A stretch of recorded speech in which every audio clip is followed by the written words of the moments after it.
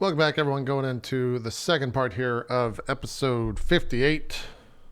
Danny, would Yes. you like to speak for us first? Uh, do you have something prepared? I have an idea of what I'm going to say, yeah. Okay, you go ahead. You go first, and I'll go after. Okay.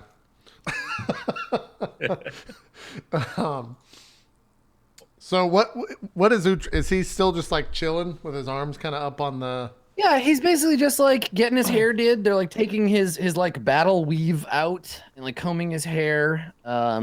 Maybe one of the little things is like climbed up onto the side of his face and is like cleaning his makeup off. And he's just like sitting like looking at you like, go ahead. Like he's like it's like he's watching someone make him lunch.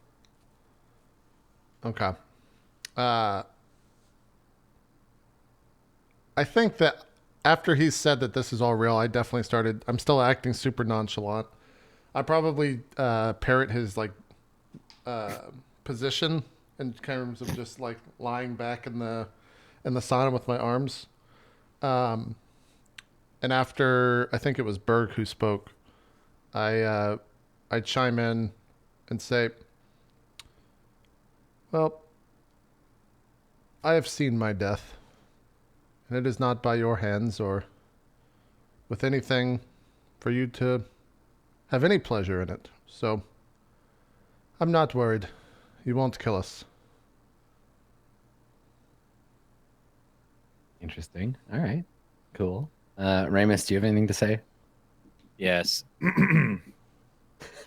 Well, isn't that just how you people are? You're so powerful and mighty, and here you are threatening us little people. She threatened us, now you're threatening us too, forcing us to do things we don't want to do. It doesn't matter if you kill us or she kills us. We're gonna die if one of you get upset with us. We're two pawns between your little game of you hate her, she hates you, and you're fighting each other. We're just caught in the middle of you two. If you kill us, fine. She's gonna kill us anyways if we mess up here. Either we die by your hand or hers. I just wish that we could help you get back at her somehow. Now that would be fun to get back before I died. All right. Let's get a roll. Let's see how this goes. I'm assuming Kalimat has the highest persuasion. Inspiration if you have it. Yeah. Jesus fuck. Well, and so no, everybody's contributing, so you're rolling with advantage. Yep. So let's see how it goes. Okay.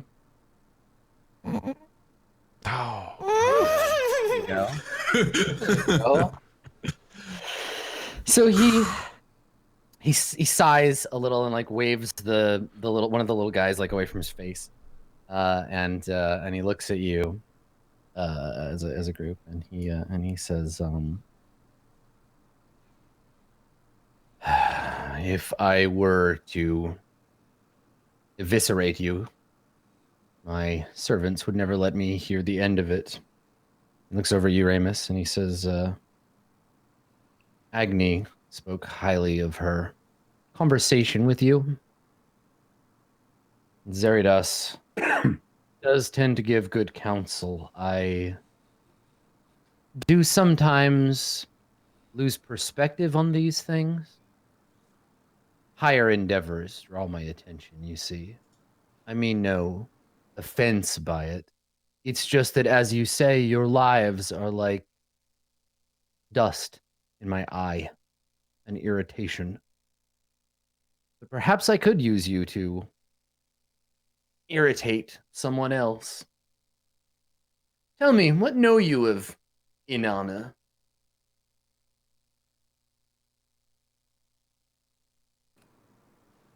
Well, she's a powerful sorceress. She has servants, not unlike you. We were told never to lay eyes upon her. He scoffs.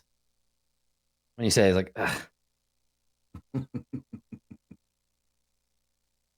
She once had a lover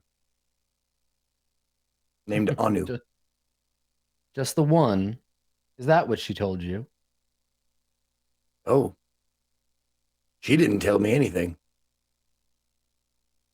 This was all So through her servant, you bring Ninsterber. me stories then, nothing true.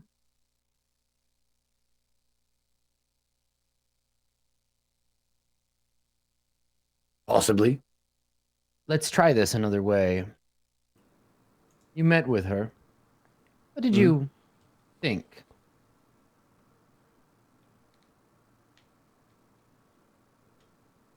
Now, hold on, Adam. Just so I'm clear on this, we didn't actually meet with her. We met with her servant, right? Yep. She Okay. stood crying off in the whatever. And I remember as I was leaving the portal, I kind of glanced back and I didn't. Yeah, okay. Just making sure. I think you said something Berg and to her. Berg and Ramus have interacted with her, but again, kind of indirectly, like she's talking to all of you, so you know anybody can jump in. Okay. Well, she never spoke to us. She spoke through a servant. So, if her servant was lying to us, then we are unaware of that. But it seemed truthful at the time. We had no idea what we were getting ourselves into. It seemed like a simple matter of pilfering, of climbing in a window, climbing back out that window into the night. I had no idea that the scope of what she was asking us to do. It seems laughable now. And he's just kind of impassively observing. But once we realized that he turns to the rest of you, like he just like turns away from you, and says, "What about you three? Thoughts, impressions of the mighty Inanna?" She's a user. She only wants to interact with you if she can use you to her advantage. She always has a scheme, it seems. You always have to trade or bargain with her. She always wants something from you. Or she wants nothing to do with you. Yes, I think you have the right of it, selfish creature. If I may ask a question,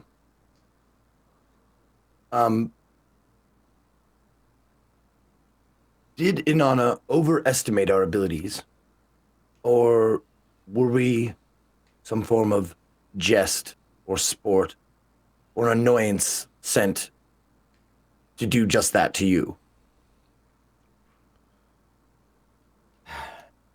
If you were successful in your aims, you would have been worse than a mere annoyance to me, and dead, besides, once I found out. If you were unsuccessful, perhaps Inanna would have been amused by your failure. She does seem to be that way. Kind of puts his hands out, like, shrugs. I cannot know her mind, nor do I wish to. Only that she and I are, as you say, Ramus, enemies. And perhaps instead of killing you, I'll send you back in her direction. Do you think you're up for a task? Or would you rather I just execute the lot of you now? Well, I think a task would be a better choice. One detail that I did fail to mention. As I was leaving her realm, and I chanced to look, I didn't see her face in full. But she appeared to be weeping. He nods You know why slowly. that might be? He nods slowly and he says, the anniversary of her husband's death. There's but one day in a year, I think, that she remembers. She had a heart once.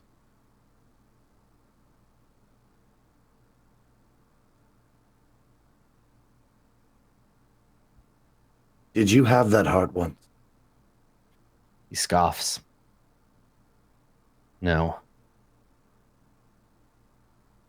And he kind of looks at you like, that's silly. Like, others are swayed by her charms, but not me.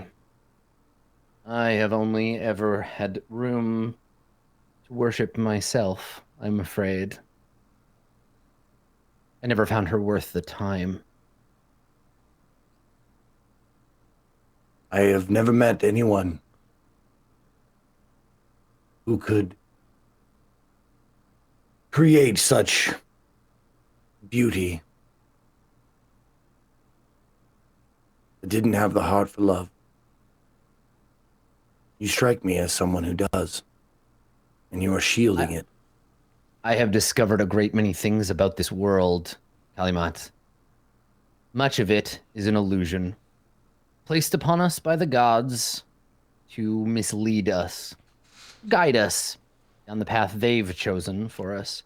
Fate is the greatest illusion of all, and what is love, if not fate with a baser biological purpose?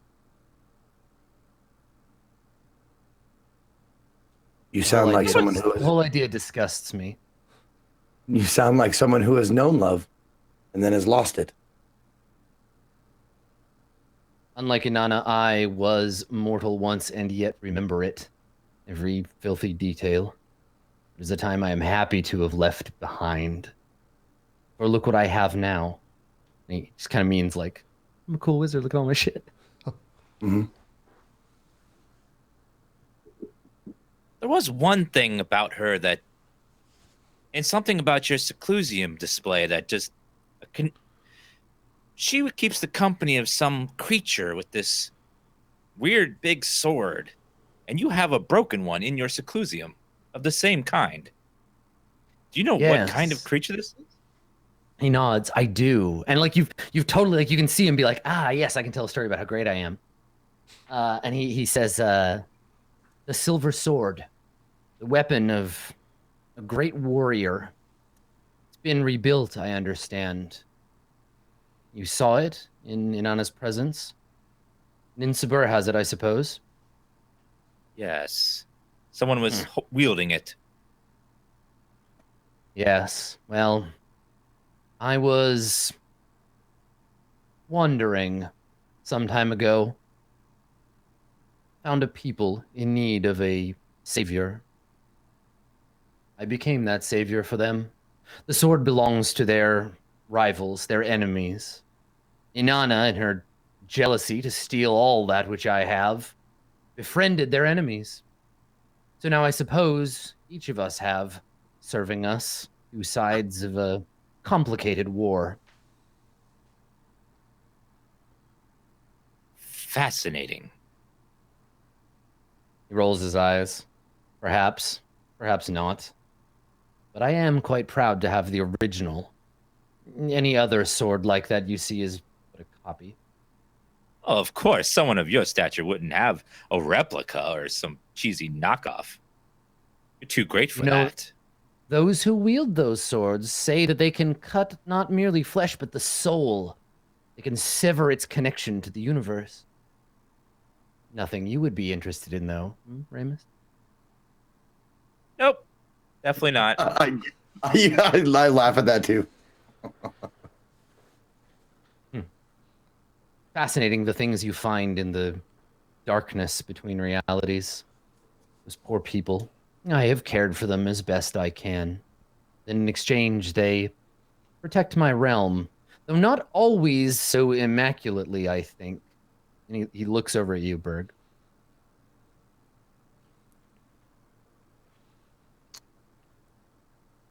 What did he just say? he says like, yeah, he's like his like clan of dudes that protect his seclusium. And he's like, but not always so immaculately. And he looks at you like you wouldn't know anything about that. I think Berg just kind of like goes, like just looks at him, like seeing if he's going to say anything else. No, yeah, just like.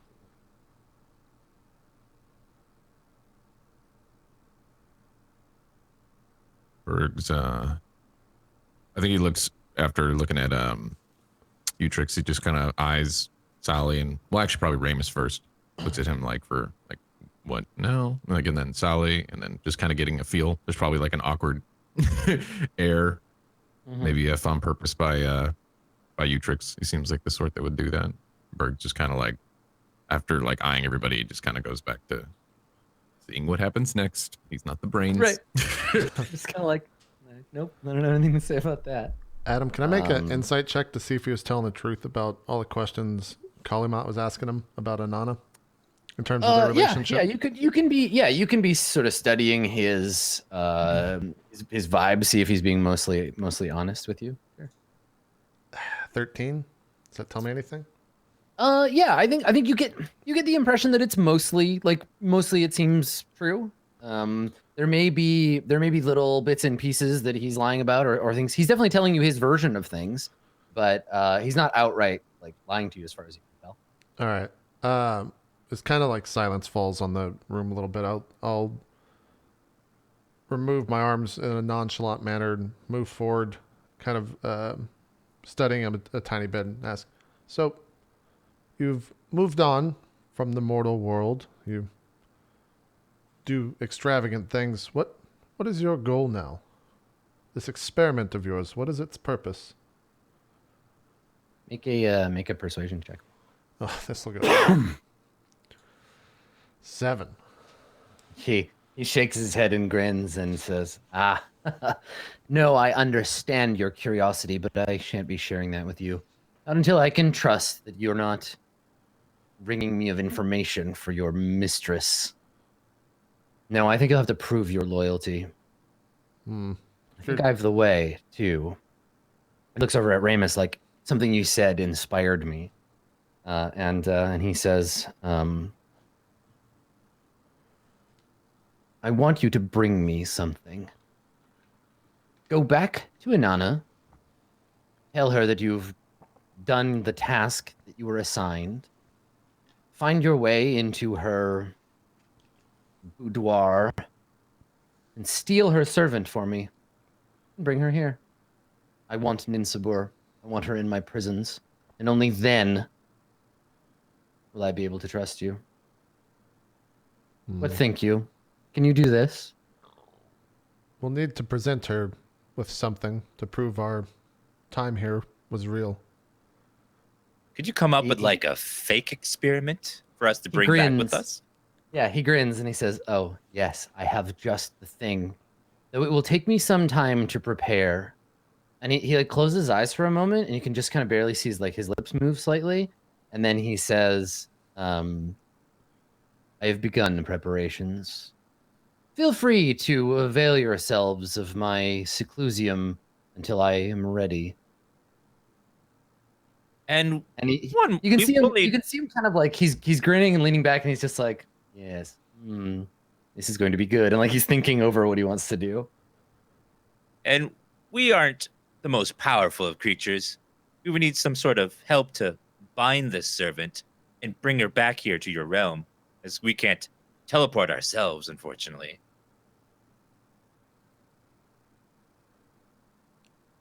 He says, well, how you obtain this for me, I do not care. Only that you take it from Inanna and bring it here. You already know one of the ways into my realm. Use that. Okay. Must she be alive? I would prefer it. What about the rings? Yes, I'm going to have to re-examine my defenses, aren't I? You did a fine job damaging them on your way in. What was that about? Take a look. No, I interrupt Bird completely and just say, I tried magic on them and it functions a little differently here, but I apologize. Yeah, Berg's for just that. like, why don't you just take? Yeah, and I look at Berg and just Don't fucking say what. Berg's literally just thinking like, I got hurt. I'm gonna get hurt again. No, it's more than that. Those fields are designed to protect my seclusium from a very specific sort of intrusion. And yet you were able to both trigger and bypass them. How? How is this possible? He looks you up and down. You're not so special. Certainly no more special than anything I've seen before. He's doing that to Berg? Yeah. Because I'm Berg.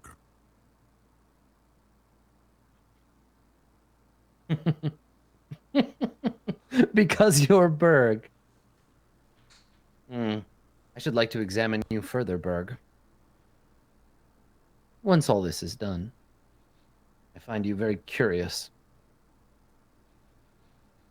Want to lock me up, do you? Oh, no, I wouldn't think of it. I have no need for prisoners. Prove to me that you're worth my attention. I may be able to help you with your burdens. You didn't always be in this shadow. The gods only have the power you give them. I know things, Berg. I've been in places you couldn't imagine. But all in due time. Loyalty first, rewards later.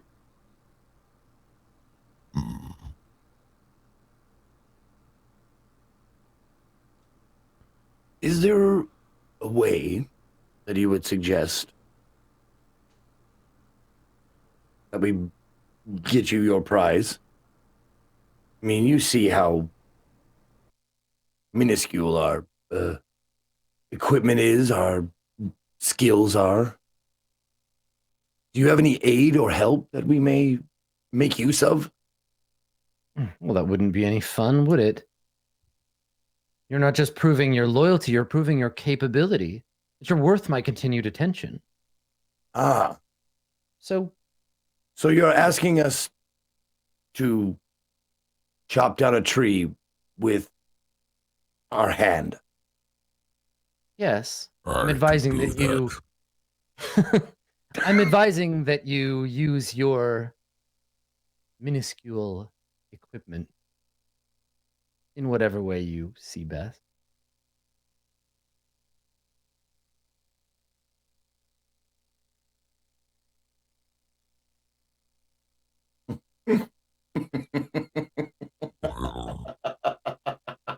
Well, why is he laughing? Well, might be tasked to fight a god or steal from one, and then now we're tasked to slay a dragon completely naked. I like our chances. You never answered the question. Your defenses, how can we bypass them with less trouble this time around? I'll have them recalibrated while you're away. Fair enough. Just out of curiosity, has you done this before? Sent annoyances your way? He nods. Yes, every once in a while. And I to her, and the others to here. It's a game we play.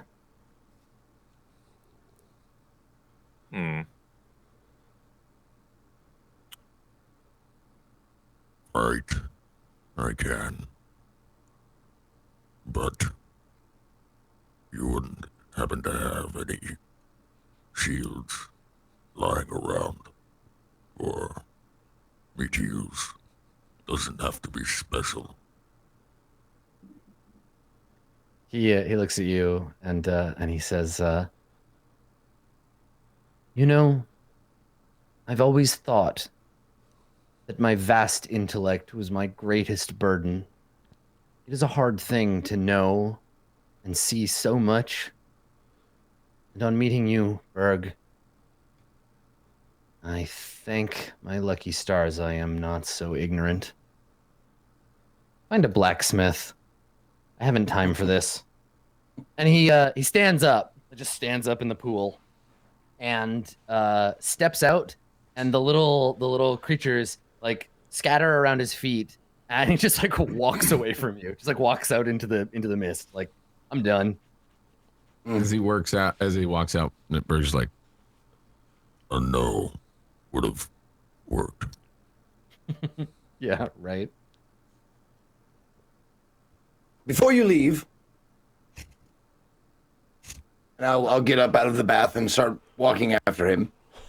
Mm-hmm. I wish to inquire about one of my kind that you have imprisoned below. So you take a few footsteps after him as he walks away, and then you realize you're talking to like empty air because he's disappeared into the steam. And you like look around, you can see your friends, and you can see the shadow of the like woman playing the instrument, but he's just like disappeared. He's gone.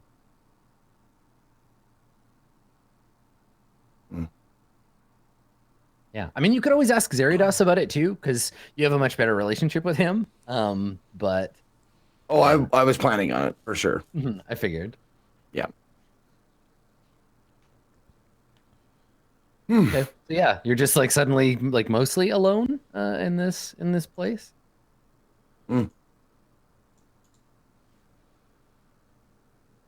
Well,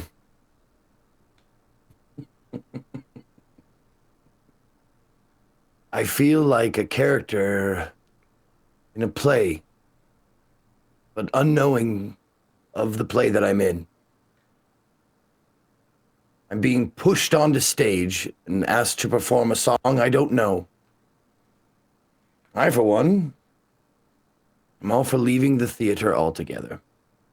Yes, you're lost. Don't know where you are.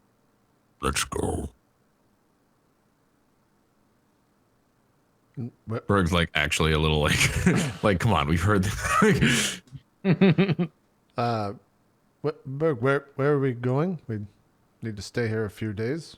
The wizard said that. Were you not listening? You want to sleep in the bath? Go ahead. I mean, of everybody, Sully's the most likely to be comfortable in that situation. You say that, and I look over at someone else and look back. I mean, I could sleep here, yes.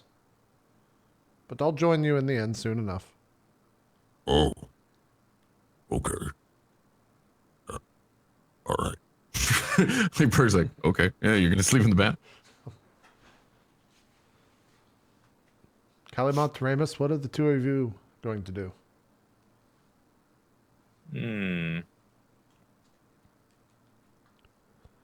Getting a little wrinkly. I would like to get out of here. Kali, are you to go and talk to that creature that follows us around for some reason? Zeridos? Yes. Yes, I would crave an audience with him before we left. Fair enough. Let's reconvene tonight for dinner. We all have our wants for the afternoon. Yeah. And I just like lean back in the sauna, really enjoying the being Yeah, in it's the water nice. once again. Mm-hmm. Yeah, it's the first time we've seen you like submerged in water, so it's like, Right. yeah, nice to get back to that. Yeah. Okay. So you stay there for a little while, and I think we stay with Salihafa, right? So as the other three of you leave and you gather your gear and you go wherever you go, we stay with Sully in the pool, and the music slowly fades, and you see the woman, you see her silhouette stand. And she places the instrument she was playing down, and she starts walking towards you.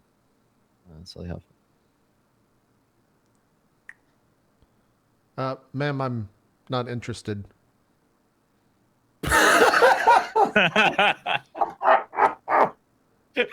So you hear a faint, like a quiet, like a little laugh, and as she gets closer, the steam kind of resolves, and you can't see her very well because she's wearing some kind of like very thin, like gauzy, like black material that like veils her face. And the way that it is, the way that it's shaped, you can make out the like shape of her body, like she's wearing some kind of like metal like armor or like clothing or something like simple underneath. And then a crown or something, like something is holding this veil up over her head, but you can't see any of her features. And she stops once you can see her. And she she says something in Draconic. Do you speak Draconic? I do. Okay. She says, oh, that's funny. I didn't think I was offering anything. I'll respond. And this is just, I'm sorry, this is just Sally Hoffa that's there. Sally. The rest of you are gone. Okay. Yep. Okay. Yeah. I'll respond in Draconic and say, my apologies. Usually when someone approaches another in a sauna, logic infers that they only are doing so for one thing. You often assume that strangers you meet are prostitutes. In most places I've been in that humans walk around, yes, but upon closer inspection, you do not appear to be human. She doesn't, right? She's got a basic human shape, Yeah.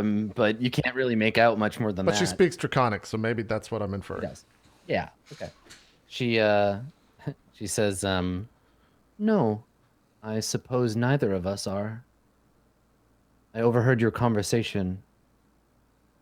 You and your friends with the wizard. Hmm. Yes, and how did you find yourself here playing music for him? Is that by chance or fate? He says, not for him. For me. It reminds me of a place I lived once as a girl. Like you, I am a guest of Utrix. The type of guest Refugee. that can leave on their own, or are you the other type of guest that remains here? No, a guest. And the word in Draconic that she chooses to use makes it clear that it's like not an equal, but like someone you would invite into your home and take care of. And she says, I am free to go, though I have nowhere I would. No place I can think that is safer than this. I see.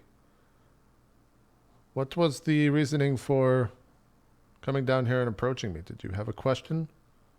Did you wish to have a conversation of something else? Or are you just tired of playing music? My time here has been lonely. I thought that I might sit with you a while. In silence, if you prefer. Sure enough. I kind of gestured to the opposite side of the sauna bench that we're on. So she sits down on the edge of the pool and kind of like lifts up the skirts of what she's wearing, and you can see her legs now, like from the knee down. And it looks like she's made out of porcelain. Like she's like white. And she sits and she just puts her feet in the water and just kind of like swirls them around a little bit. And I think unless you actively try to like engage her in conversation, she just sits and occasionally like hums to herself like quietly, but doesn't seem to want to like chat. I think it'll seem quite awkward, but to Solly, this is what turtles do. I'm going to descend into my shell and go underwater and just hang out underwater for a couple minutes because I can breathe. Okay. I can hold my breath for an hour, so I'm just going to hang out. I haven't been able to do this for a very long time, so I'm going to try to seize the moment. Yeah, she doesn't like say anything or be bothered by that. She just like sits at the edge of the water, just kind of like hanging her feet in the pool. And you submerge and just like feel the warmth suffuse you in your shell. Yeah. And I think when you emerge, when you come back out of the water, she's gone. Yeah, after like 20 minutes she leaves. Yeah. Okay. I think so. I think when you come back out. All right. So in the meantime, Yeah. Berg and Kaliman and Ramus, I think we come back to the three of you coming back out into the outside, so the sort of night air. There are little silver like dragonflies kind of floating around, except that there's no actual fly at the center of the ball of light. There's just little balls of light that are kind of flitting around slightly in the air as you walk out into the sort of crevasse on the other side of the sauna like room. So you have all your equipment again. You're feeling like relaxed, a little chilly. Your hair is still a bit damp, but you're feeling invigorated or sleepy as you find appropriate. So what are you doing? What are you saying? What happens when you emerge from that? And there's a sense of like returning to reality, like the cool in the air sort of takes away some of that foggy sense of being in the hot springs. What do you what do you do? I'm gonna find a quiet spot out in the night to, for lack of a better word, to brood. Yeah. Okay. All right. So do you say anything, or do you just kind of like go off on your own? You're just like walk away. Yeah. Yeah. Okay. All right. Berg and Ramus, what about you? I think Berg is kind of just heading towards what time? Do we even have any sense of what time it is? Would Berg have any sense of what time it is? Probably not. No, right? I mean the great like burning false star of celebration is casting once you come up out of the crevasse, casts like a glow on the area. But yeah, I mean day and night are just like out the window now, like in this place especially. I think Berg says to Ramus as they come out, and Kali goes to do his things like, I'm hungry. I'm going to get food. What about you? I'll go with you. I'm feeling still pretty beat up after my face and the trap. I just need a rest. Maybe some drink too. Yeah, maybe Right, some good. ointment. What is ointment? Well, Berg, it's. You ever seen like little jars of like Yes, really jars. soft stuff you rub on? People dip their hands in and rub it on themselves. Usually smells good. No. Have you ever taken mud and just rubbed it on your face because you were hot or? Yes. Okay, imagine like that, but not so savage. Just that's basically what it is. What is wrong with mud? Nothing's wrong with mud. Mud is fine. Just why rub mud on yourself when you can rub a nice oil or nice scented lotion? Do you pay money for this? What am I gonna rub free stuff on me? Of course, you pay top dollar. The more expensive, Mud the is- better it is. Mud is free. Why not just use mud? Free is what you are not, Berg. Berg gets quiet. He's just like, he just says, Food. and then walks like away. Okay. Get you food. All right. So I can Ramus see and, why and this fucking show has been going on for 50 fucking weeks. That interaction was fucking priceless. And I just laughed. Like I started laughing because I imagined Ramus doing like the Tommy Boy, like it doesn't hurt here or here, right here. Here. yeah, there's a little bit of like who's on first going on with these two. So yeah, I think you guys head off to go and get food. So we'll linger with Kalimat. Now in a place such as this, a craggy, lonely mountaintop citadel, there are lots of places to stand with the unfeeling wind flapping at your cloak, looking distantly into the sky. So you find yourself in one of those. And is your what's your intent? Just to like go and kind of like think, or like just be alone, or what are you coming out here for? Well, yeah, no, it's coming out to be alone. I am just trying to find a place where I can sit, think a little bit about my like the situation we're in, and then kind of reach like if I can reach out with my mind to Zerodas and see if like I'm not gonna speak anywhere. I know we speak telepathically or whatever. Yeah, And yeah, I'm we flipping see the, we like- see you. Yeah, we see you alone. And I don't think we even need to like get an internal like monologue from you. We just see you like looking out at the vista, and then we hear his hoofs on the stone, and then suddenly he's standing beside you. And he says, "For what it's worth, I'm glad you were spared. Both Agni and I spoke highly of you, hoping to sway the master. You were lucky."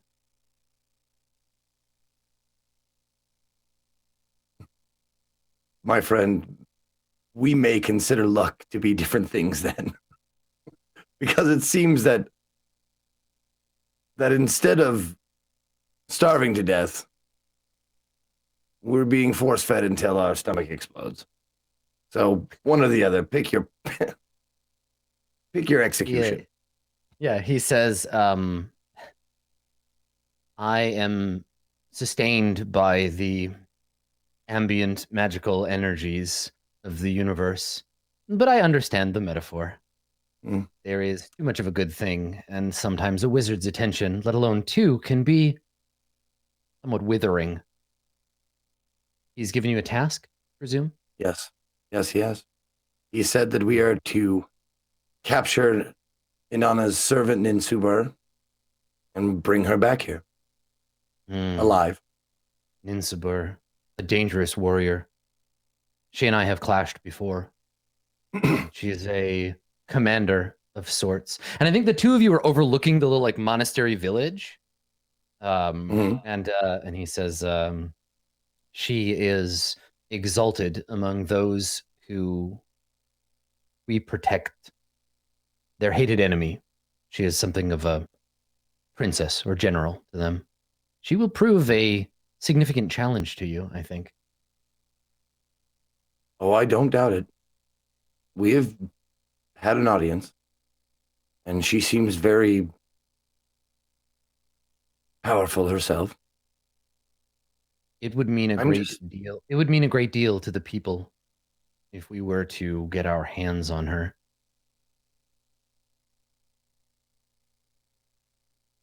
How powerful is Inanna?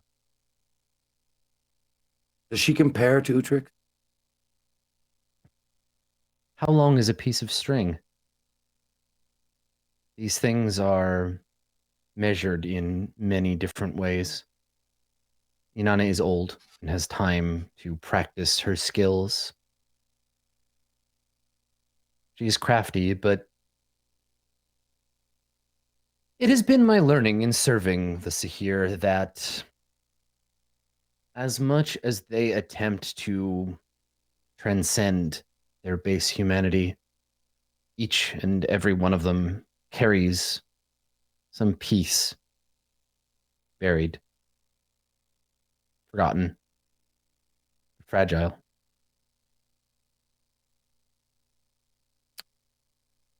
You seem like you've been around a while. Mm. Is this a task we can complete?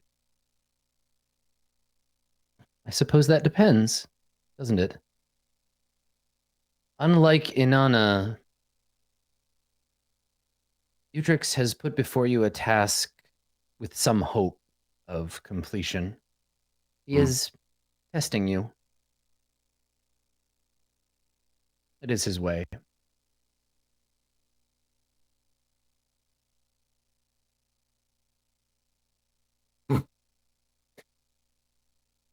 Do you have any advice to give? Any help on this quest would be greatly appreciated. Maybe you would accompany us.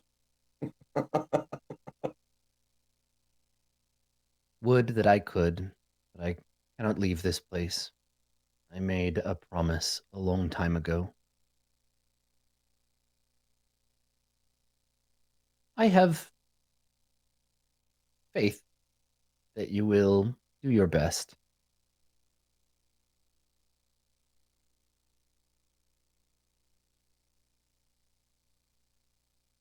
I'm actually traveling around the issue that I actually wish to speak about. While Utrix and Inanna, they're what seems like a petty dispute, even to a mortal like me. While that weighs on my mind, at the forefront is a prisoner. Prisoner you have down in the deep, dark. I walked a path of cards to find another of my kind. Held for so long, he's forgotten his name. He doesn't know how long he's been there. Can you tell me his story? Maybe if you make a persuasion check. Okay, I'll do that. I hope you do. Okay. All right. I will. Let's see. Let's do this with inspiration. Okay, sure. Just because I really don't want to fail this. Yeah, totally. 28. Okay. Yay. So there's a pause, and he says, you were in the oubliette, the darkness below the seclusium. Yes. So were my friends, but whatever was guarding that place, whether they were illusions or real, took them, and they could not shake it. So they left, and I continued on. As if it was meant to be. Utrix did not build the oubliette. This place was built around its gravity. It is not his creation, though he is using it to hold something. Something that is hidden from me, and anything that Utrix hides from me must be very dangerous indeed. I cannot help you with this. Whatever you saw down there, that is your burden to bear. I would not ask Utrix about it.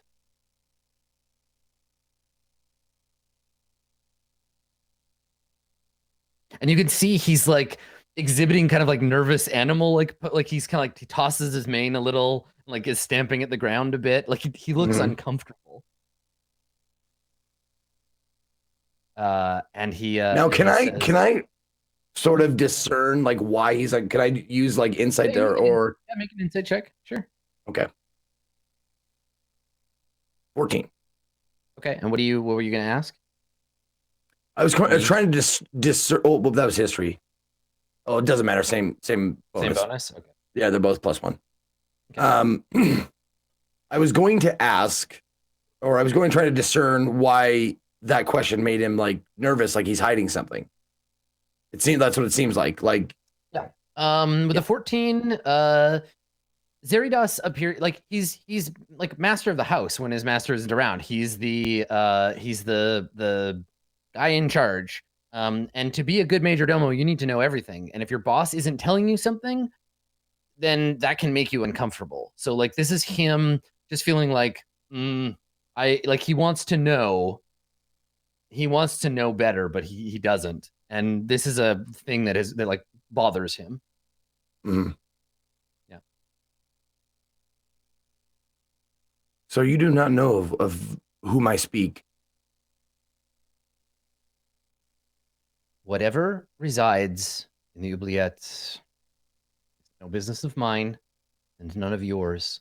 I am sorry you wandered into that place. You would do well to forget it, as is its nature. If you are lucky, the memory will fade. Now, I see no chance of that happening. You said don't ask Utrix about it. He kind of like snorts a little and shakes his head again, and he says, if you value your life, I would keep silent on this matter and hope that you are blessed with a forgetting.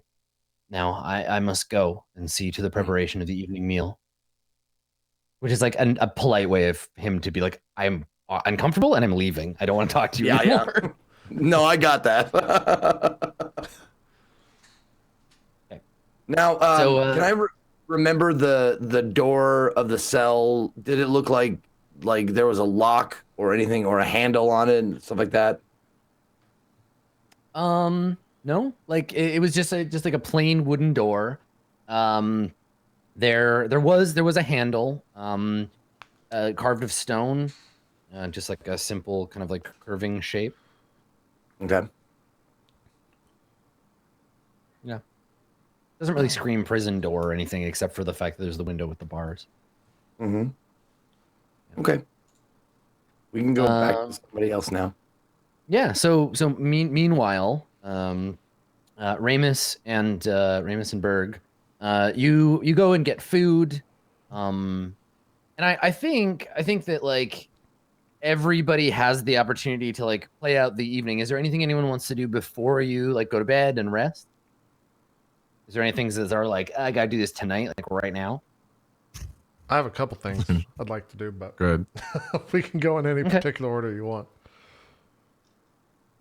Yeah, I mean, if there's anything Berg or Amos want to do, let's do that first, and then Berg steals a a shield. Making a shield anyways, isn't he? While me and Berg are chilling and eating in our living quarters, Mhm. I would like to knock on the door of the other guest and just invite her to join us for a snack. Okay. So you go up to the door and you knock on it, and the door actually swings open a little bit. Hello? There's no answer from within.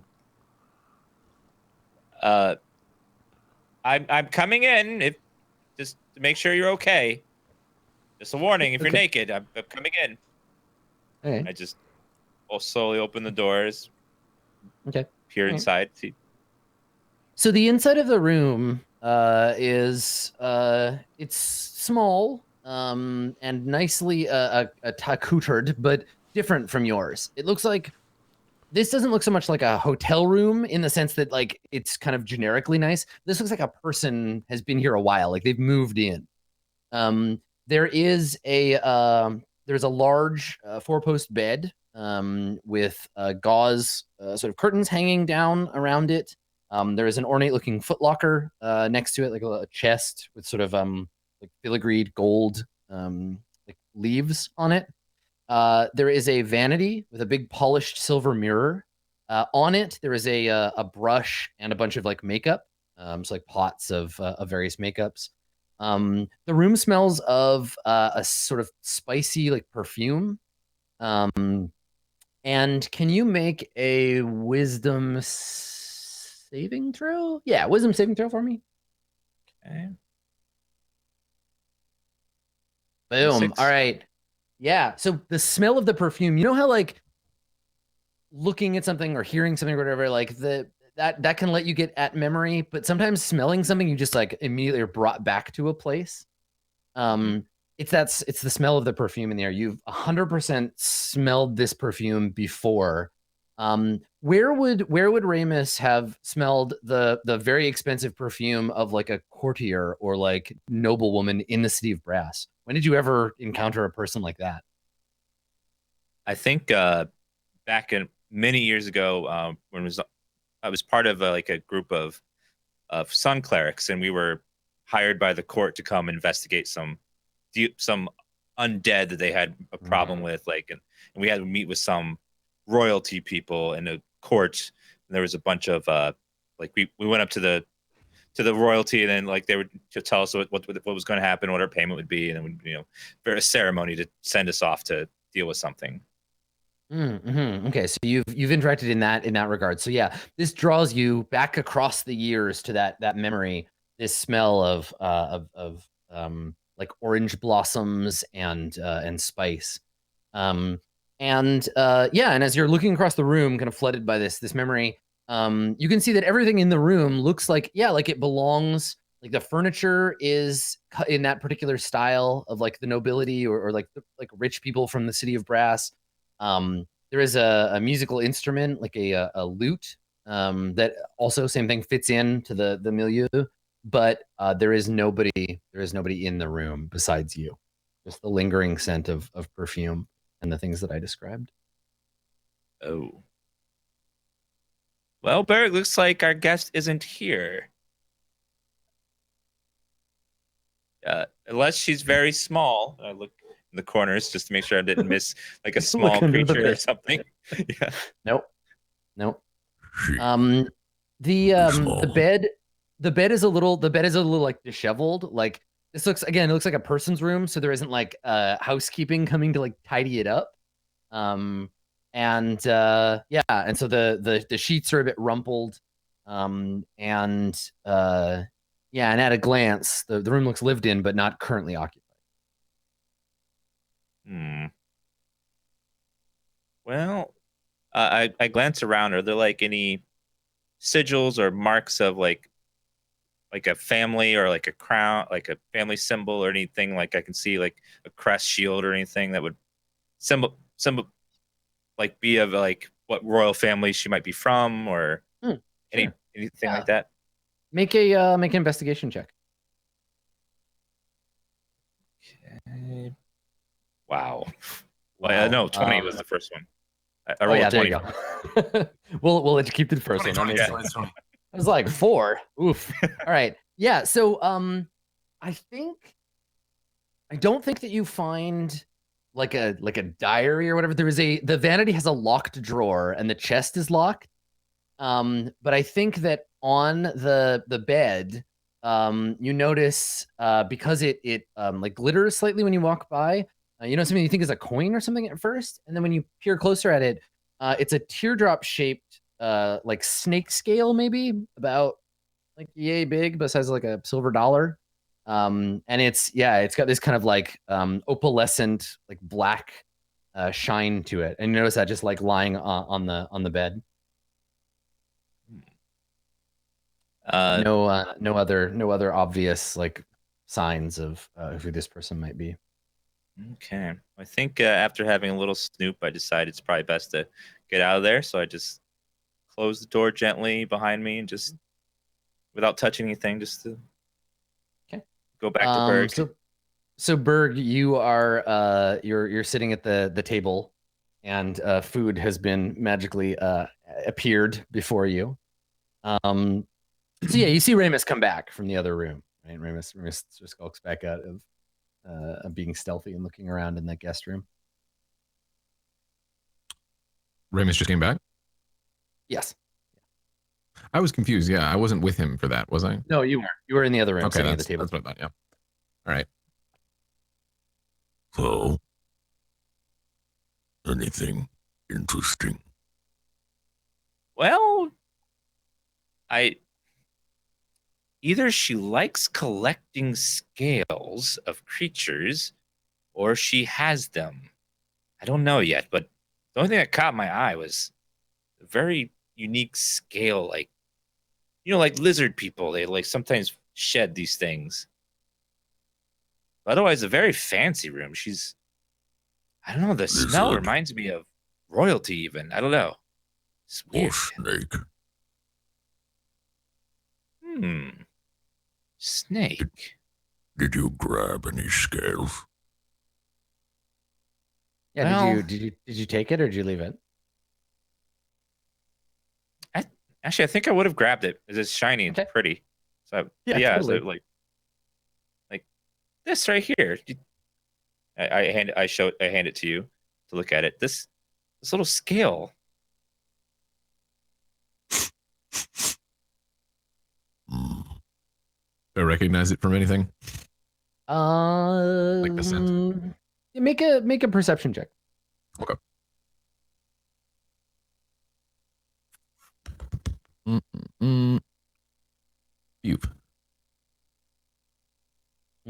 I don't think so. It looks like a reptile scale of some kind, and it smells faintly of perfume.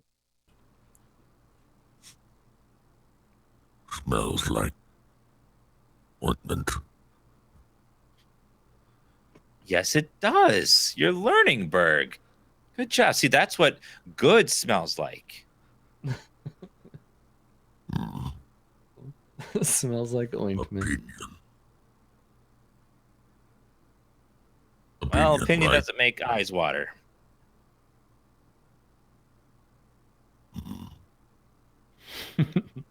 What else? I don't know. She's not in there. We didn't see her leave. I don't know who she is. I haven't seen her. Have you even seen her yet? No. None of us have. I don't think. Nothing I hate more, Berg, than a mystery right under my nose that I just can't solve. This is one of them. I think we have bigger problem. Oh, yes, yes. 2 immortal wizards sending us off to our deaths. But this is a more immediate thing. You could go back. Spy. What, hide in her closet? I mean, if anybody in the party is likely to do it, it's going to be Ramus.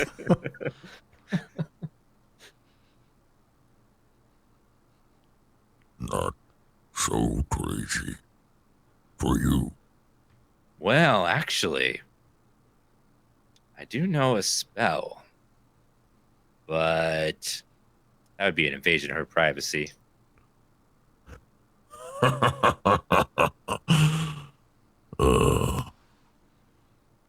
one.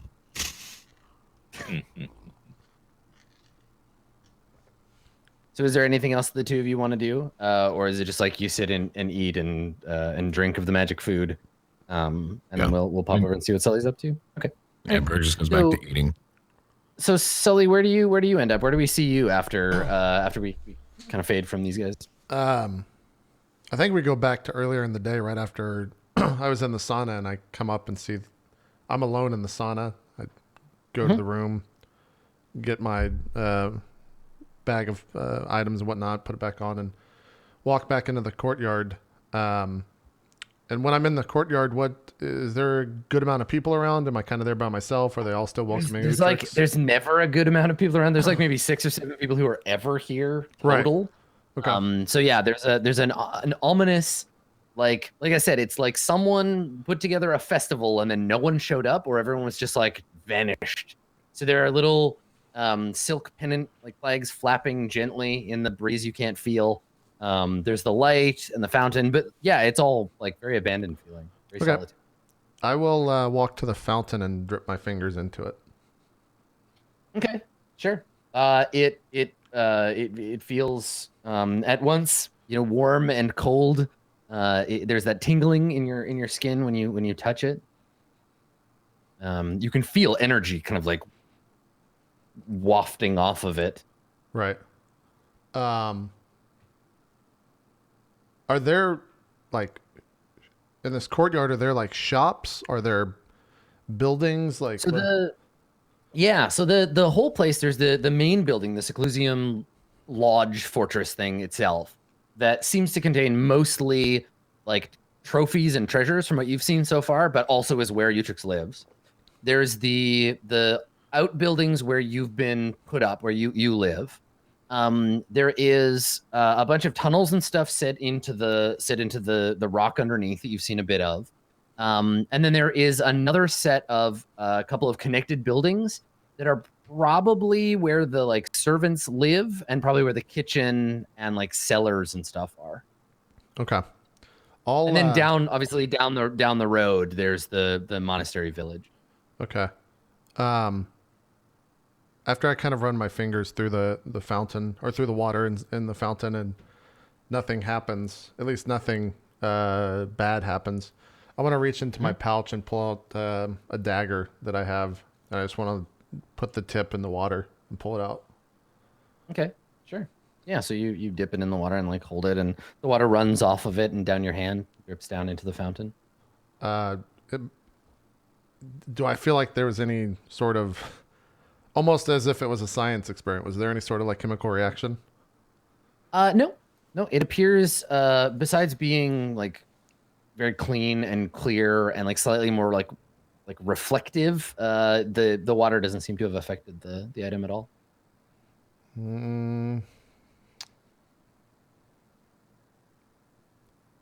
I'll reach into my bag and pull out one of the pearls, and just kind of like cup the pearl in my hand and throw it into the water, then bring it back out. And then is this just like a regular pearl that you have? Yeah, it's just one of the pearls that I have for like reagents for identify. Okay. Yeah. So yeah, it doesn't seem like it affects the items that you are submerging in its water. All right. I'll cup some water in my hand and drink it. Okay. Yeah, if you aren't already at like full health, drinking straight from the fountain restores your health. You feel like you've just rested several hours, and then on top of like soaking in the sauna for a while, like you feel great. No one sees me doing this, or sees the care that I'm doing this. No, certainly, yeah. I'll just kind of say out loud, Zari, do you mind if I run some, let's say, experiments? I just kind of say into the air. Yeah, and then you turn and there he is. And he says, "You're very curious about the Sahir's replica, aren't you? What is it that vexes you about it?" I wouldn't say vexes. I'm just, as you said, curious. It's quite a thing. It is. It occupied the master for a great many cycles, building it, getting it just right. In the end, he was thwarted. I think that he regrets the attempt, but is too proud to destroy the thing. You know what it is a replica of, yes? I have an idea, but I've never seen the original myself, so to me it looks as so if the few fountain have. would be the fountain. It is meant to see if the master could emulate the gods of your world, build for himself a source of power. It is a noble and beautiful thing, but pales in comparison. A night star as stands beside the sun, invisible during the day. And he looks at it and shakes his head, kind of like, I don't know why we still have this thing around. Like, it just bums Utrix out. I look at it and I still have or at least I pull the knife in my hand. How does it do with limb reattachment? And I just like stare at him when I say that. I don't know. The original is a source of life, vitality, as I'm sure you have felt on drinking its waters. It can restore injuries, but it lacks the verdancy of the original. I apologize if you're squeamish. I'm just gonna take the knife and like jab it through my the center of my hand. Like all the way through your hand? Yeah, and just like wince, and I'm just gonna dip my hand into the water and see what happens. So let me see if you like make a wisdom save to see if you can actually go through with it, because you're like, yeah, no problem. I mean, I could stab myself if I wanted. Is there a wisdom save? Okay, I rolled a 1. What happens when I roll a 1 with that? Can't stop him from stabbing himself, okay? I don't think it goes cleanly. That's all I'm saying. Is like it's not like I think nothing of the stab. It fucking hurts. You have to kind of be like, oh god, like stab yourself, and it hurts real bad, and you do it like kind of sideways because maybe you flinch at the end. Yeah. But you managed to hurt yourself very badly.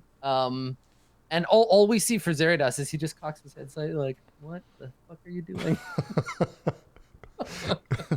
Yeah, and then I'll put my hand in the water. Okay, and you shove your hand in the water. I take the knife out, the dagger out before I put my hand in the water. Yeah, pull the dagger out and put your hand in the water. And yeah, within a second, like immediately the pain ceases and the blood, your blood floats out into the water and sort of dissolves into its sort of sparkling surface. And you watch as the wound heals up. Take your hand out. Your hand's fine. I sit there and kind of flick it around. Seems like a good replica to me. Near infinite power to restore that which has been made, but no power whatsoever to create that which is not.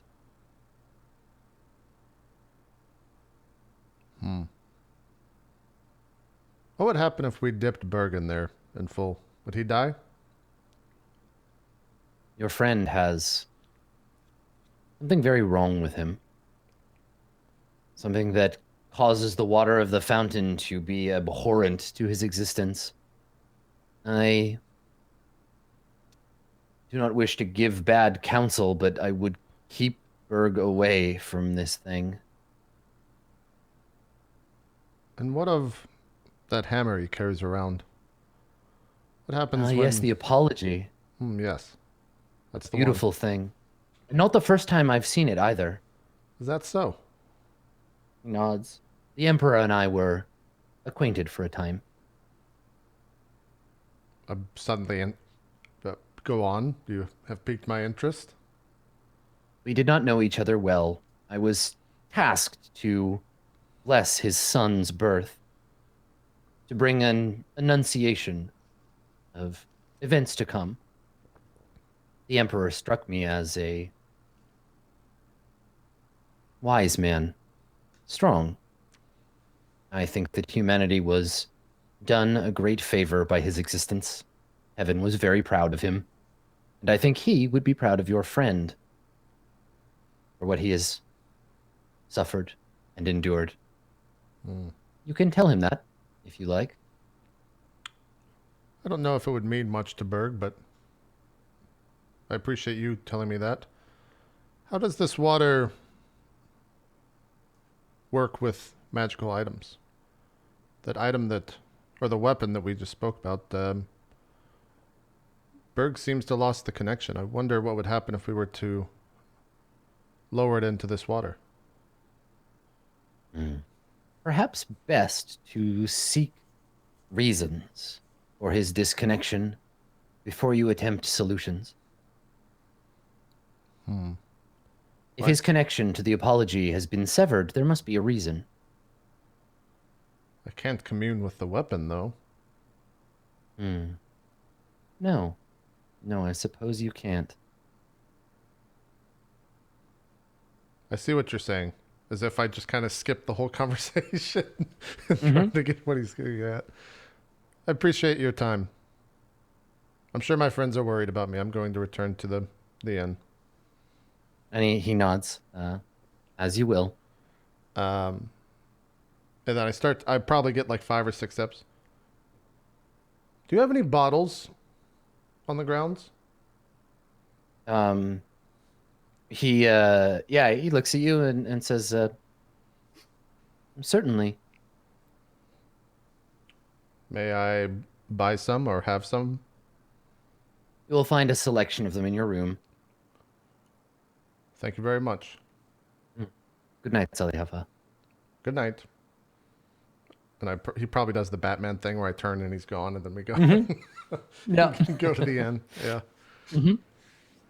Okay. So, what does the rest of the night look like? Do you all just like eat and go to bed, and then we reconvene in the morning, or like, cause so you go back to your room, and yeah, as promised, on a shelf that you're sure wasn't there when you left the room, there's a whole selection of alchemist bottles and wine bottles and apothecary jars, like all kinds of containers that you might be interested in. You can eat food and rest, and all of your sort of material needs are taken care of. Okay. Well, I think over dinner, unless anyone has anything else to say, I definitely want to bring up the hammer with Berg.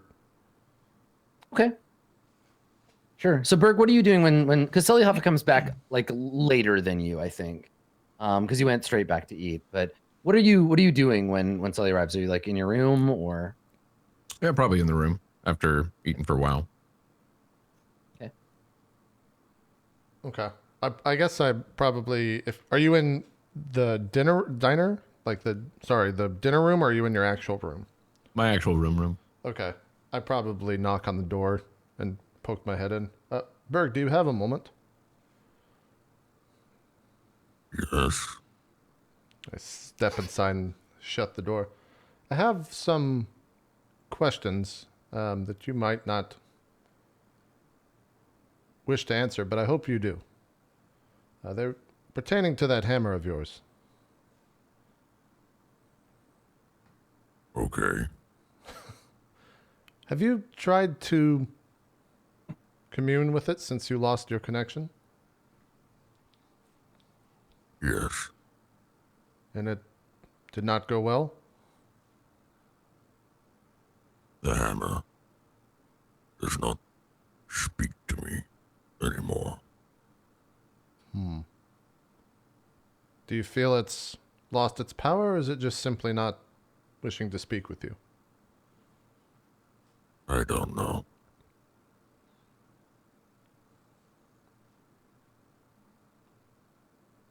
I kind of turn and go over and act like I'm looking at something on the wall, but I'm sitting here trying to figure out how to phrase the question. I turn around. What would you say to seeing if we can have it reclaim its power by perhaps dipping it into the fountain outside?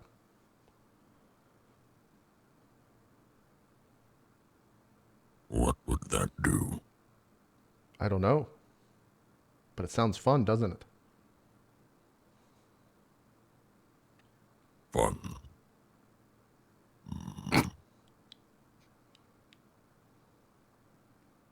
Sorry, you made me laugh, Zeke. Sorry, I'm sorry. It's okay. Back to Siriusburg. Why would that be fun? Because what happens if it does... you are able to commune with it afterwards? What if it gets stronger? What if it changes? The water does not like me. But you are not the hammer. The hammer is its own. But if the hammer goes in the water, then the hammer will not like me either anymore. I don't know how it will help. My understanding is, and I hold up my wrist, is there a scar from when I stabbed myself or anything, or is it just cleanly Nope. healed? No, just totally clean. Yeah, it's like you never did it. Okay. I hold up my hand and say, my understanding with the fountain is that it is able to mend any wounds or issues with whatever is placed in it. I stabbed myself earlier, and it looks like nothing has changed. I kind of put my hand in front of Berg and flip it around.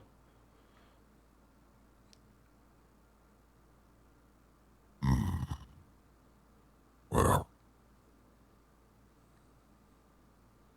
the hammer is no good to me right now. Maybe we try and see. If it doesn't work, well, nothing really lost. I'm glad you came to that conclusion yourself, because if I said that, well, it just doesn't feel very good. It's better for someone to reach their own conclusion, is it not? Berg like thinks really hard to see if like Sally's like trying to. Yes, I think so. Do we do it now or later? I turn around to like look like I'm thinking, but I have just the biggest smile on my face. Yeah, right. Perhaps we should do it now. Who knows what would happen? We're short on time.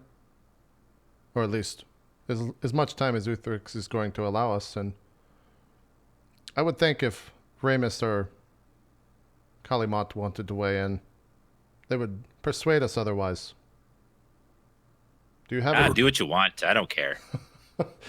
do you just poke your head in from outside the room? I think I'm just sitting at the table just ignoring you. Just Okay. Okay. Do you have the hammer with you? Yes. Right here. It's like in the corner or something, like against the wall. Like grab, like you can see Bird go over to grab it and like really like hefts it, and you see him like visibly get frustrated, and maybe like there's like a cabinet or something next to him, and he just goes. He like struggles to grab it.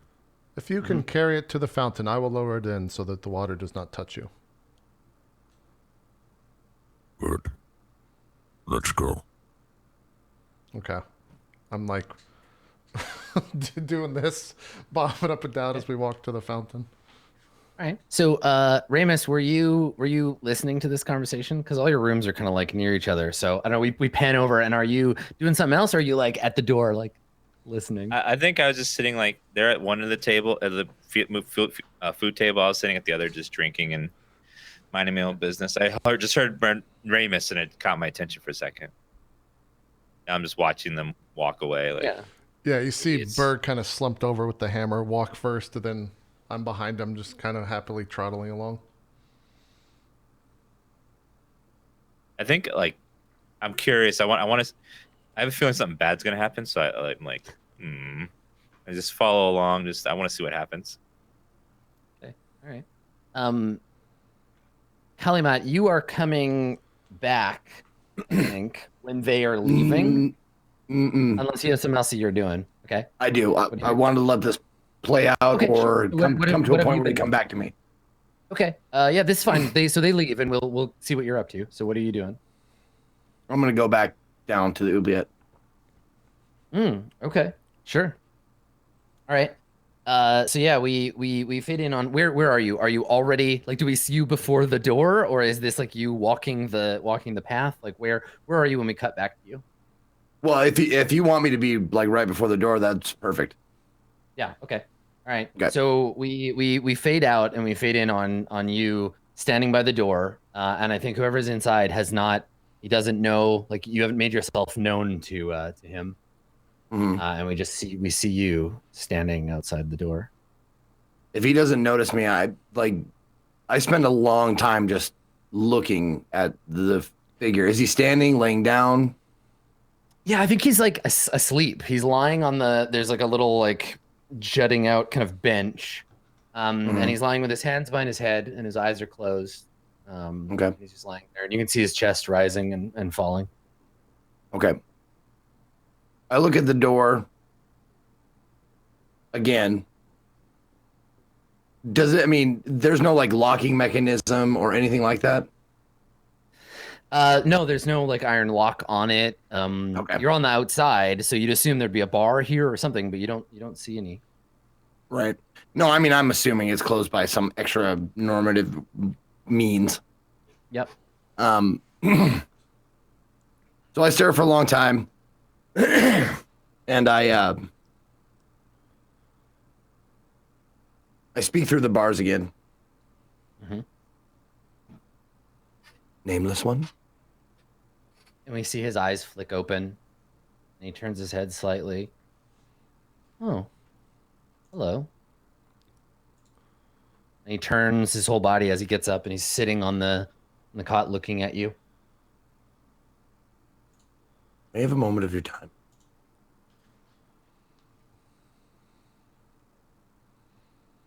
Of course.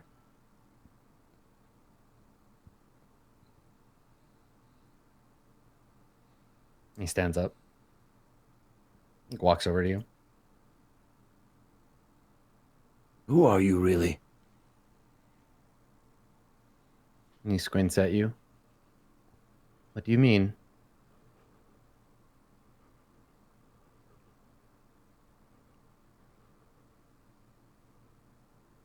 I'm not sure that the being I see before me is actually what I'm seeing. I see one of my kind. But to be locked away in this place, to be not spoken of by the servant closest to Utrix, I saw fear. You must be something powerful. What are you? So long as the door remains shut, I cannot know. I am as you see me. Nothing more. Can I discern if that is true? I mean, that's a kind of a cosmological statement. So, Okay. you know, No, I hard to mean, say. like, no, I know. I'm saying if there's something bigger behind his words.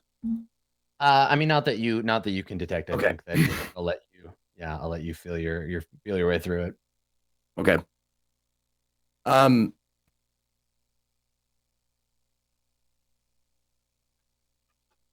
Maybe you can help me understand.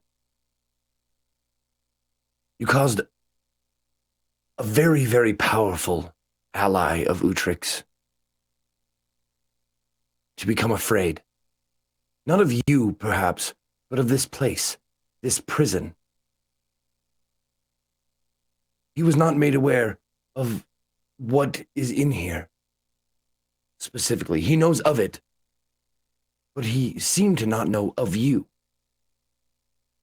Can you help me understand the reason why he wouldn't know of you? The person who can appear and disappear at will, who you can merely think his name and he shall appear before you. Perhaps Utrix has a guilty conscience and does not want his servant to know the crime he has committed by keeping me here. Or perhaps But in plain sight. Perhaps in plain like so sight, many of this his creature kind. is- Sorry. Yeah, and so I think both the two of you both like start to speak, and then he like turns his head, and you turn away too, and there's just like the echoing of your voices in the darkness. And he turns and just looks at you with this kind of helpless look in his eyes, and he says, "If I could tell you why I was here, Kalimad, if there were any hope that it would convince you to free me, I would.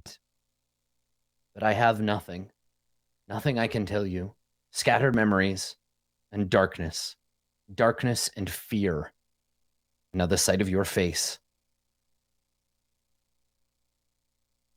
And he puts a hand up against the door, and maybe it's the tension of the moment, maybe it's something else, but you feel like you get a shiver when he touches the door. You don't even see it, right? We see it because we're getting that like side cut shot. He puts his hand on the door, and you feel something. Like you maybe take a half step backwards or like shiver, but yeah. Can you give me like bad, good feeling? Just like a sense, like you know that feeling of like something walking on your grave, like you just kind of like, like Okay. yeah, it's a physical response. Okay. How would I free you, even if I could? He looks down, and same kind of deal. Like you feel yourself following his eyes, and you look down at the handle of the door. There is no handle on my side of the door, Kalimat.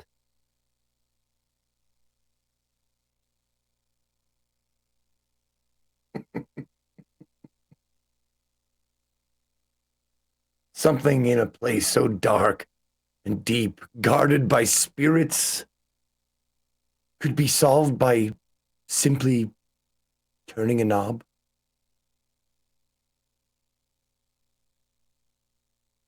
Is there any greater power in the world than choice?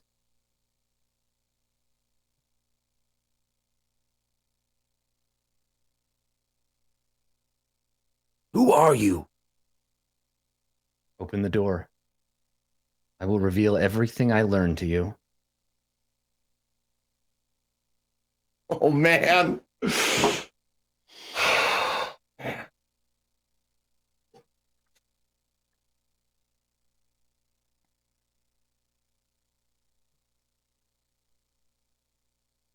I'm going to turn my back on the door real quick. Okay, all right. So we see you turn away and look kind of like towards the audience, but with the door behind you. Mm-hmm. Do you want a minute to think about it? Yeah, if you need to cut away. I don't have to. I'm asking Okay, you. Do you okay. need a second, or do you want to make No, your decision now? No, I look at my deck of cards, Mhm. and I separate them into the arcanas, Mhm. and I shuffle them, Okay. and I pull out a card. Okay. Hold So on. this time, well, what's interesting? So you shuffle the cards and you draw, Mm. and on the surface of the card you see, it's a card you've never seen before. It's a golden triangle, set into like a three-dimensional triangle, like a pyramid, set into a greenish like landscape, with a gray sky behind it. And it says the pyramid on it. It's not a card you've ever seen before, and you definitely know it's not in this deck of cards. Do you draw another card? What do you do? Yes, I keep this card in my hand, and I Yeah. shuffle again. Yep. And I draw another card. Okay, so you draw another card, and on this one, you see a golden beetle, and it's crawling on top of a skull. So a skull with a little beetle like clinging to the back of it, and it says the scarab on it. Again, you've never seen this card before.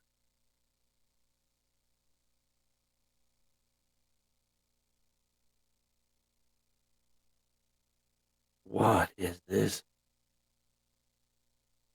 What do these mean? I turn around. What do these mean? What does the You hold pyramid them up. mean to you? A scarab. What do these mean to you? And he shakes his head and he says, I cannot know.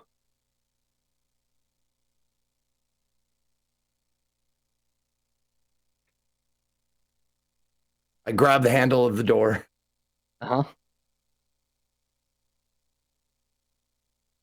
I grab my heart with the other hand, Uh-huh. and I feel it beating just faster and faster and faster. Just, am I meant to be here? Like, just this is what's going on in my head. Am I meant to be here? I was the one who found him. Is this an illusion?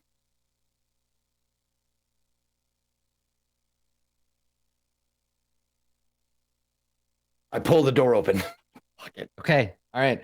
So you turn the handle and we see the door open. We hear the click of the latch, and everything that happens to you between this moment and waking up in your bed is a void in your memory. You wake up and remember nothing. So like time has passed. Yeah, so like we see you like open it and then shit goes black, and the next time we see you will be when you wake up in your bed in the morning, and none of what happened stays in your memory. You remember opening the door. You remember making the decision, putting your hand on the handle, turning the latch, and then you remember nothing after that. Meanwhile, Dude, I gotta get up. My fucking heart is like pounding out of my chest right now. So, let me just make a quick note here. So meanwhile, up by the fountain, Berg, Ramus, and Salihafa. I guess Ramus, you follow them, or do you just like let them? You're gonna tag along, right? Yeah, I'm tagging along. Okay. All right. So the group of you, we find you under the pale yellow glow of the fake sun, and there is the fountain, and it's burbling away peacefully. Yep. I also think, however long it took for me to notice that Ramus was following us, the second I do, I turn and say, Ramus, there was jars in my room. Just got to fill them with the water of the fountain before we dip this hammer in there. Do you think that's wise? They healed me. They healed Kali and they healed you, I would assume. Well, there's no telling what would happen once the water leaves this place, but while we're here, it would work. Okay. I'm sure. Do you want to go grab them while we prepare the experiment? Sure, but just don't do it until I come back. We won't. I run off, grab the bottles, come back. And I think the entire time that happens, me and Berg are just... Well, I really don't know what's going to happen, Berg. We just kind of go back and forth. But I'm not talking you out of it. I'm just saying I have no idea. Yes. Neither do I. It's exciting, isn't it? Little. The hammer doesn't do anything for me right now. If I lose the hammer, I will be upset. But I've lost many things before. Well, I hope you don't lose the hammer. I hope that whatever is wrong with it is cured by the water as it seems to cure me. It seemed to cure Calimont, but time will tell. As soon as Ramus, and I probably turn and say that, and I see Ramus kind of running towards us, or walking towards us with a bunch of vials in his hands. Yeah. I figured these would do. Like, yay, potion-sized. Convenient to carry. Good enough. And I grab one and dip it under the water and fill it up. I assume they came with, like, knobs to put on the top of them, stoppers? Yeah, they would have corks. Yeah, corks, okay. We fill up however many we have. Okay. Yeah, like, I mean, I think you can fill, like, a half dozen. Okay. Little Yeah. potion-sized, like, bottles. Okay. Yeah, we've got 6 little... Now, when we do that, does it seem like the water level drops, or does it always seem constant? Just No, for it's curiosity. yeah, it's definitely constant. There's some source somewhere that is like pushing water up. Like a fountain is sitting on top of like a source, and it's like burbling water up into the basin, and then it drains in the basin, and it's continually like rotating like that. Okay.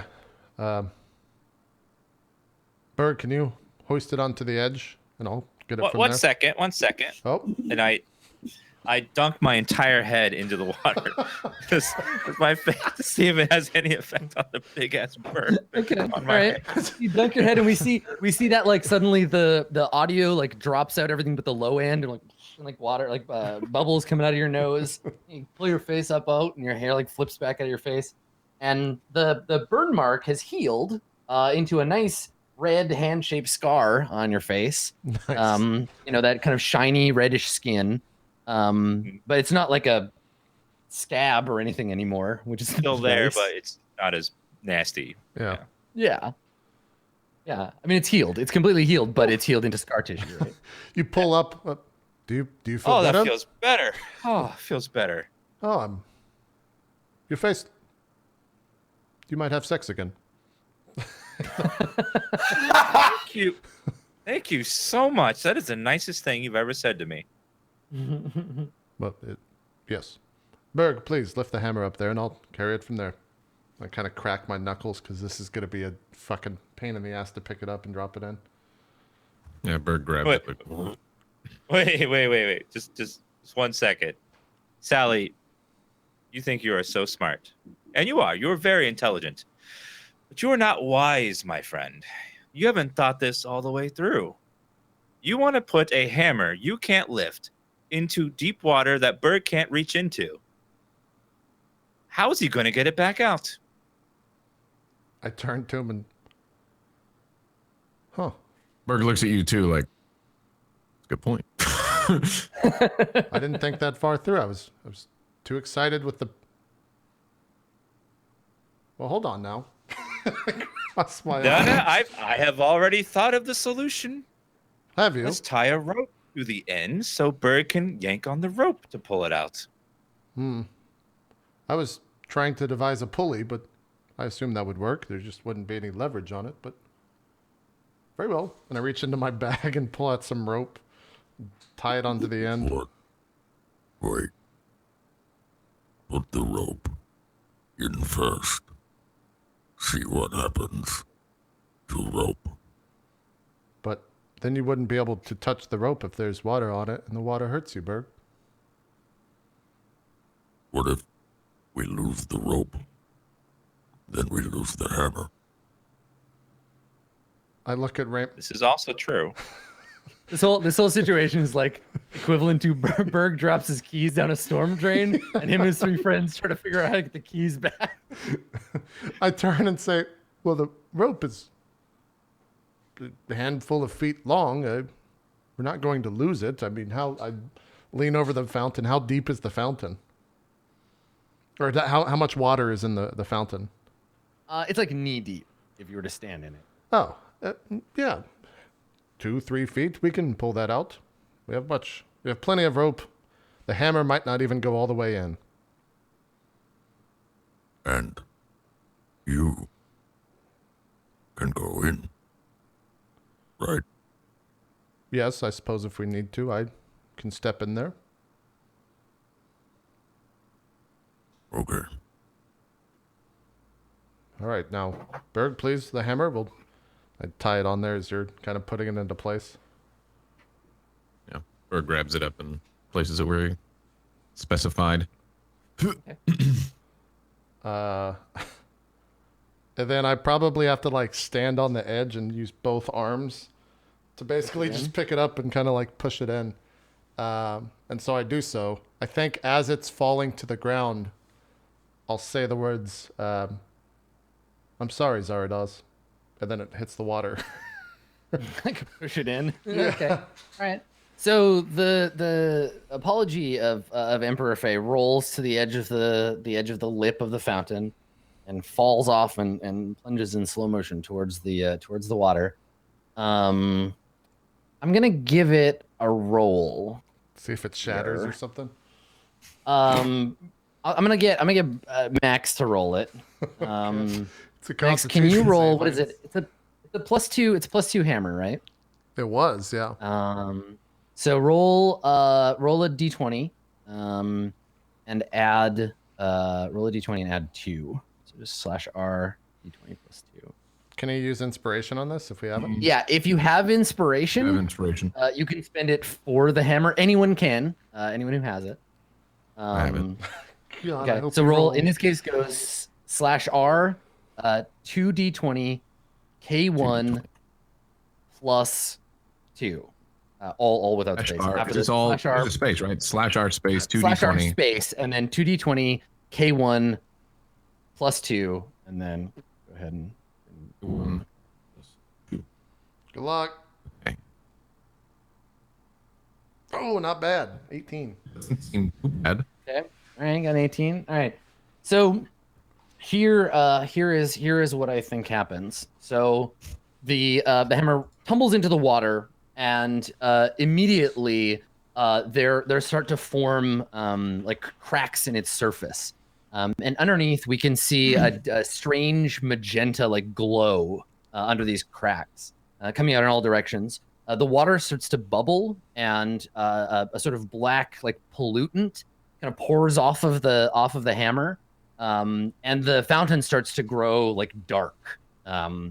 There's a graying like cloud that's spreading out through the water. The surface starts to bubble and blacken. What do you do?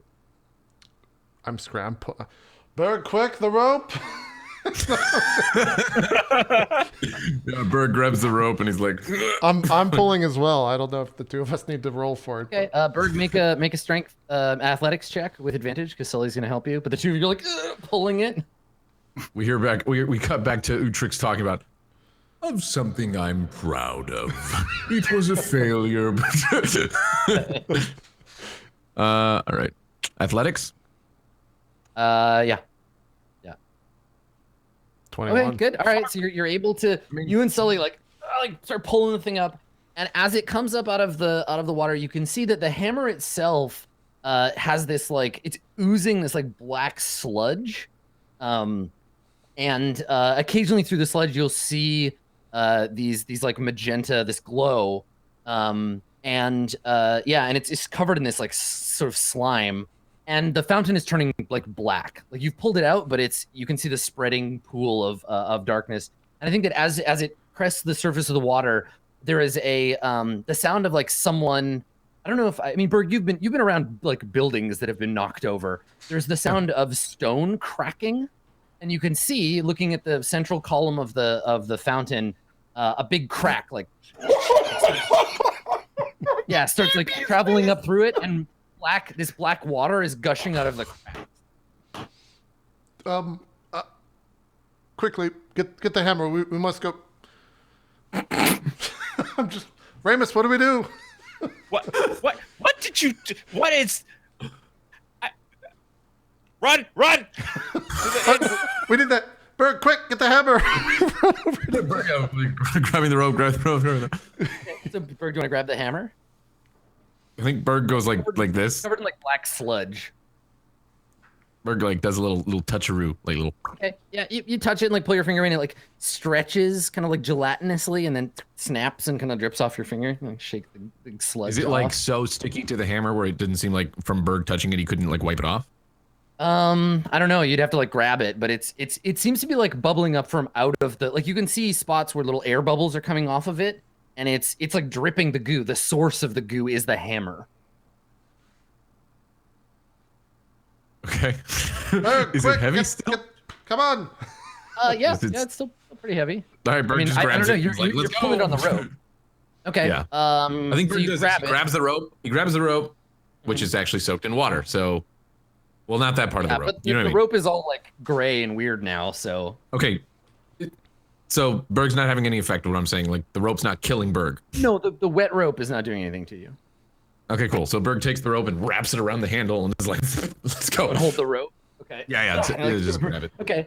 So it's still dripping this like goo, Yeah. and as you turn to go, there's more like cracking and the sound of like marble grinding against itself, and you can see the top like collapse in on itself, and the whole fountain is like the stone is melting in this black goo, and I think that the edge, the lip of the fountain cracks, and the goo just pours out onto the plaza, and it's just sort of steaming and bubbling.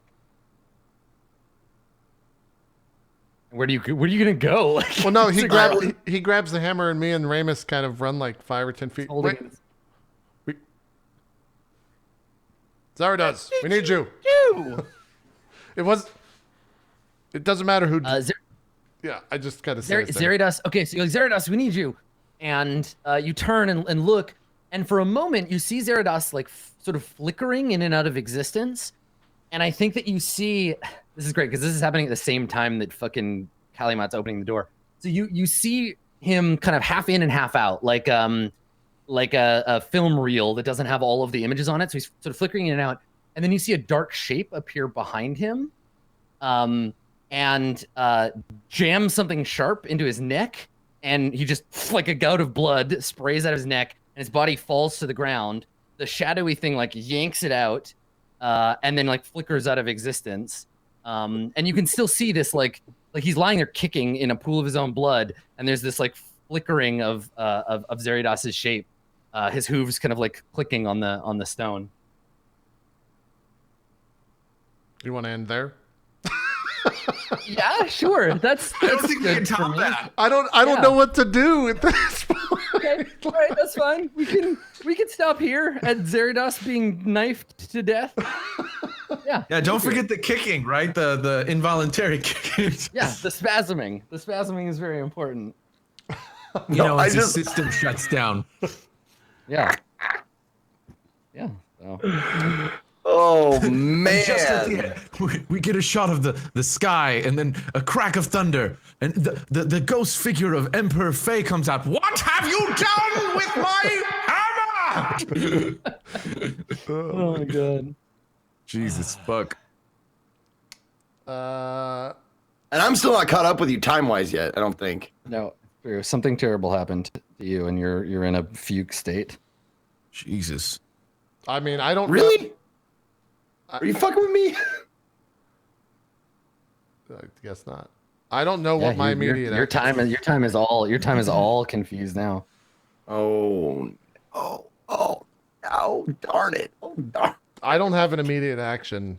I need a week to think. I really don't know what. Yeah, I think we can I think absolutely we all don't. draw a stunning conclusion here. That's a pretty good cliffhanger to end on. Well, I want to be Adam. I want to be inside your head right now. I really want to know, like, what is going on? Like, everything was going so well. We had minor disturbances. We had like a minor fight with the Slod. We had a nice dinner and conversation, and then in the space of 20 minutes, everything just goes to shit. Yep. Yep. True. I'm gonna wait for Max to put his headphones back on before I say this. I got my secret goal completed, guys. You sure did. Yep. My secret Dunk goal. the hammer. Yeah, I want to convince Berg to act and throw the hammer in the replica fountain. Was my goal for the very beginning. So we'll do XP now so that you can think about what you want your goals to be. So Berg, all your goals are still fine. You can still potentially reattune to the apology and do all that stuff. Ramus, But what is it? Would I want to reattune? I mean, that's entirely up to you. Ramus, I don't know. You haven't figured out who the fifth guest is yet, but you and Sully, if you have a conversation about that, he'll fill you in. I didn't learn why he made the fountain. You found out why he made it. Just basically to see if he could. So let me reward you some XP for that. What did I say that one was? You're level 6? 6. Okay, so that's 1,200 experience. I leveled up. Nice. Welcome to level 7, my friend. 7's huge for you, isn't it? You get level 4 spells. Just get 1 level 4 spell slot, and that's it. Welcome to level 7.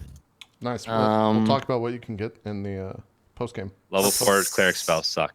Oh, they do? Sully, okay. Well, I still want to talk about it in the post show. They're a little janky, but so Sully, you are level 5, so you did that one. So you get 1,000 experience for that one. Okay. And then the other one, well, the other one I didn't get to see what Utherx's goal was because I asked him and I failed the roll. Yeah, exactly. You haven't done that yet. No. Okay. Kalimat, you had a meaningful conversation with Utrix. Mm-hmm. For sure. So that's worth level 5. That's worth 500. Okay. And I think that's it. Okay, should I want my race? I know it feels like you did that, but we'll talk about that more next time. I assumed I didn't. You After unlocked the conversation with Zirados, and he was like, I don't know what the fuck you're talking about, and we don't talk about that, so don't talk about it no more. I was like, oh, he's not just a Dragonborn, is he? Yeah, you can speculate about that. We'll talk about it in the post show, but yeah. Oh boy. All right.